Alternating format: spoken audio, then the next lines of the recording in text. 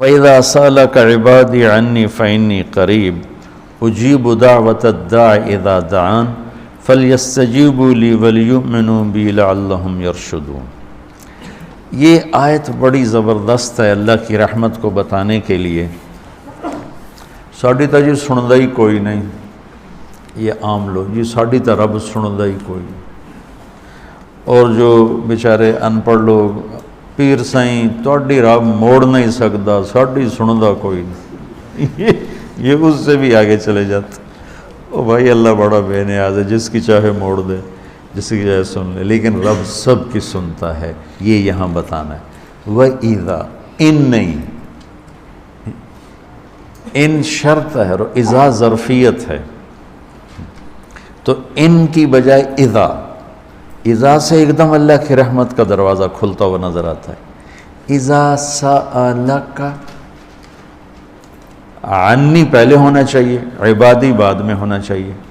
جب میرے بارے میں میرے بندے پوچھیں، اللہ کو صحابہ نے سوال کیا، یسألونک یسألونک یسألونک، کتنا قرآن میں ہے، یسألونک عن المحیض قل هو اذی، یسألونک عن الانفال قل الانفال للہ والرسول، یسألونک عن الاہلہ قل ہی مواقیت للناس، یسألونک عن الیتامی قل اصلاح لہم۔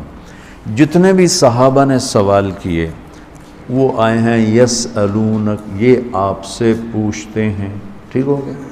تو یا حبیبی یا محمد قل، آپ کہیے، یہ جواب ہے۔ یہ سارے قرآن میں طرز ہے، کوئی 14 کے 18 دفعہ یسألونک کا لفظ آیا ہے۔ صحابہ نے سوال کیا، اللہ کدھر ہے، قریب ہے تو مناجات کریں، دور ہے تو زور سے پکاریں۔ تو اس پر آیت یوں اترنی چاہیے تھی، یسألونک عنی، جیسے باقی آ رہا ہے سارے سوالوں کا جو لفظ آیا ہے یسألون، آپ سے پوچھتے ہیں، تو یہاں بھی ہونا چاہیے تھا آپ سے پوچھتے ہیں، عنی میرے بارے میں، قل تو آپ کہیے، ہوا قریب کہ وہ تمہارے قریب ہے۔ یہ میری بات سمجھ میں آئی؟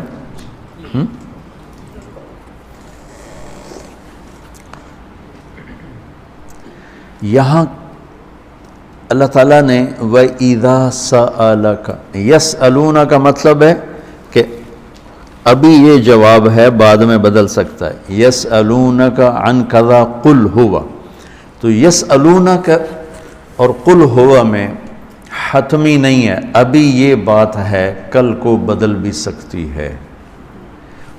اذا کا مطلب ہے کہ یہ ابدی جواب ہے، یہ جواب قابل تبدیل نہیں ہے، یہ آگے جو جواب آئے گا وہ ہمیشہ کے لیے ہے۔ اب سنو، وَإِذَا سَأَلَكَ عبادی عنی، اپنے آپ کو بعد میں ذکر کیا اور اپنے بندوں کو پہلے ذکر کیا۔ اذا سألک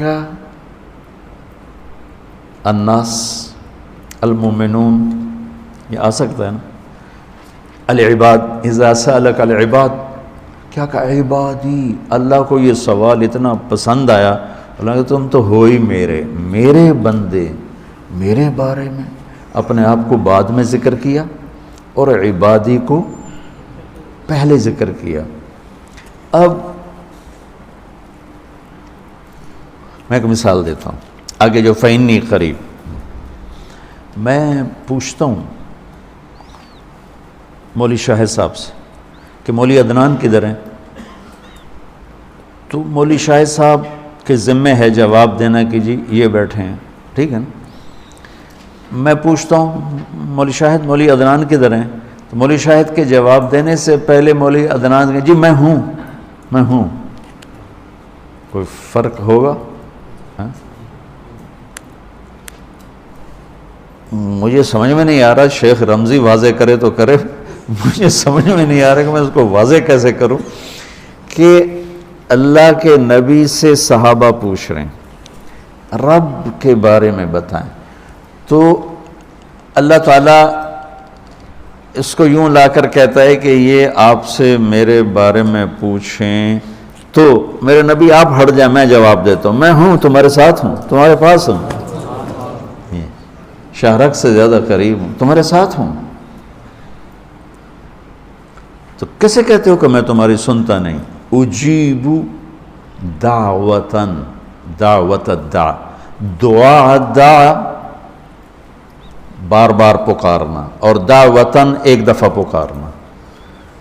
اللہ اس آیت میں کہہ رہا ہے کہ جو زندگی میں جس نے مجھے کبھی ایک دفعہ بھی پکارا ہو میں اس کی دعا پر بھی لبیک کہتا ہوں. یہ نہیں کہ میں نہیں میں سنتا ہوں، تم سنانے والے بنو. ہم تو مائل بکرم ہیں، کوئی سائل ہی نہیں، راہ دکھلائیں کسے راہ رو منزل ہی نہیں. کوئی مانگنے والے تو بنو. اور میں قربان جاؤں، اس نے مانگنے کے لیے تقوی نہیں مانگا. کتنی عجیب بات. اللہ کو پتہ ہے ہر آدمی تو تقوی والا نہیں ہو سکتا، نہیں، اور ہر آدمی علامہ بھی نہیں ہو سکتا، تہجد گزار بھی نہیں ہو سکتا ہے، نمازی بھی نہیں ہو سکتا ہے. ایک کام ہر آدمی کر سکتا، اللہ نے وہ لگا دے. مسلمان ہونا بھی نہیں لگایا. مسلمان ہونا بھی، ہندوؤں کو کوئی اور رب دے گا، ان کو تو اللہ ہی دے گا. تو میں قربان جاؤں، کہتا امن یجیب المضطر اذا دعاہ. بس مجھے آنسو بہا کے دکھا دے، پھر تو ہندو ہے، سکھ ہے، مسلم ہے، عیسائی ہے، آ جاؤں گا، میں آ جاؤں گا.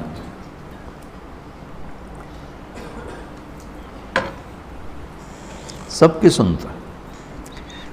اجیب الدعوت الداع، ایک دفعہ بھی جو زندگی میں پکارتا ہے نا، اذا دعان، جب جس وقت اس کی زبان سے یا اللہ نکلے گا میں لبیک کہتا ہوا ہوں. تو اس آیت میں بڑی تسلی اللہ نے دی ہے، بڑی تسلی دی ہے کہ اللہ کو پکارو، اللہ سے، صرف اللہ سے مانگو، صرف اللہ سے مانگو. وَإِذَا سَأَلْتَ فَاسْأَلِ اللَّهِ وَإِذَا اسْتَعَنْتَ فَاسْتَعِنْ بِاللَّهِ. مخلوق سے مت مانگو، پکارنا ہے تو صرف اللہ کو پکارو. اللہ نے خوبصورت مثال دی، ان الذین تدعون من دون اللہ لن یخلقوا ذبابا. اللہ تعالیٰ فرماتا ہے مجھے چھوڑ کر میرے بنائے ہوئے بندوں سے مانگتے ہو، ان سے کہو ایک مکھی بنا کے دکھا دیں. اگر یہ ایک مکھی بنا کے دکھا دیں تو میں نے چھاڑ دے نہ تو کل مانگ لے. ارے یہ مکھی کی ایک ٹانگ نہیں بنا سکتا، تو تم ان سے کیوں مانگتے ہو؟ ان سے مانگو، اس سے مانگو جس نے انہیں بنایا.